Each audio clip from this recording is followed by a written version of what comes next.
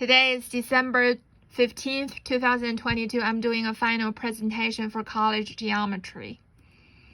So this method we learned from chapter 1 is very systematic. You can break it down into two parts. First, you're proving the results are mathematically correct, and then you organize what is correct that you found into a logical structure. That is the basic process of this method. The importance of Euclid's four axioms. Well, Euclid is being called the father of geometry. He lays the foundation for plane geometry, and he mentioned multiple undefined terms like point and line in his axioms. If you're creating a geometric model and you satisfy these axioms, you're following the rules that Euclid set up for plane geometry. In chapter 4, we talked about incidence geometry. I learned that models are great because it works for everything. And if your geometric model fail or violate one of the incidence axiom, it immediately creates a hole. So for reference, the three incidence axiom can be found in chapter 2, part 1, or refer to the textbook page 597. There's four betweenness axioms. One of them, I've put it here as an example, is the number 3 of the 4. And to put it simply, so A, B, C are 3 distinct points. So B is between A and C. What does it mean? It means B is a one and only one of the points that is between the other 2 points, A and C. So the 4 betweenness axiom, this is just one of them, but the 4 betweenness axioms hold both in Euclidean and non-Euclidean geometry. And also Hilbert plane functions here as a model. Then we talk about the two types of quadrilaterals. It's significantly different, depends on what kind of geometry you're talking about, because it relies heavily on the sum of the interior angles of a triangle, which common sense we talk about 180 degrees, but that's only in Euclidean. In spherical, it's greater than 180. In hyperbolic, it's smaller than 180. And when we talked about the quadrilaterals, we used the triangle and the related propositions, and like side, angle, side, we proved a bunch of propositions of these two quadrilaterals. So for the former quadrilateral, Sakiri, the summit angles are congruent. It's also called isosceles Bayreuth quadrilateral. For chapter 8, I chose to talk about formalism for that video. Formalism versus realism. So formalism is like anti-realism.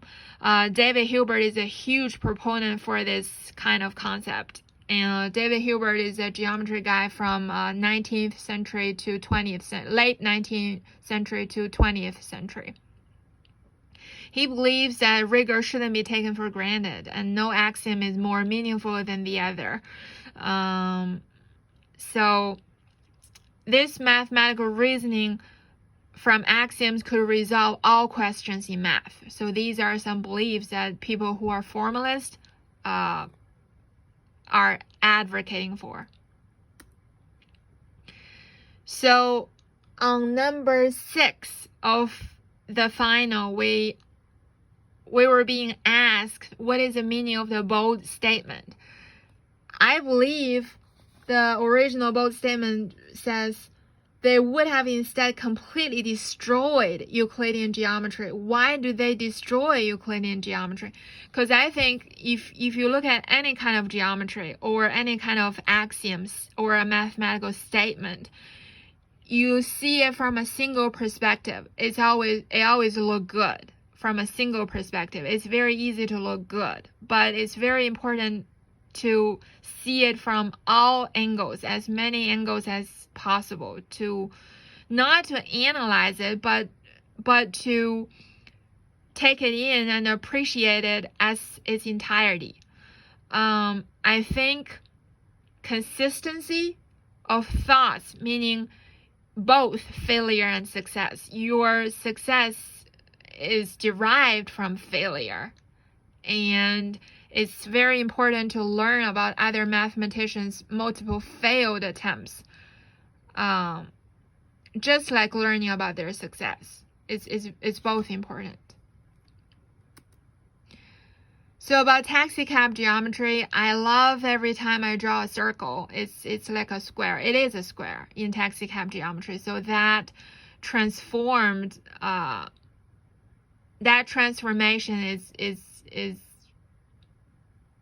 fun and beneficial because you're looking at circle differently.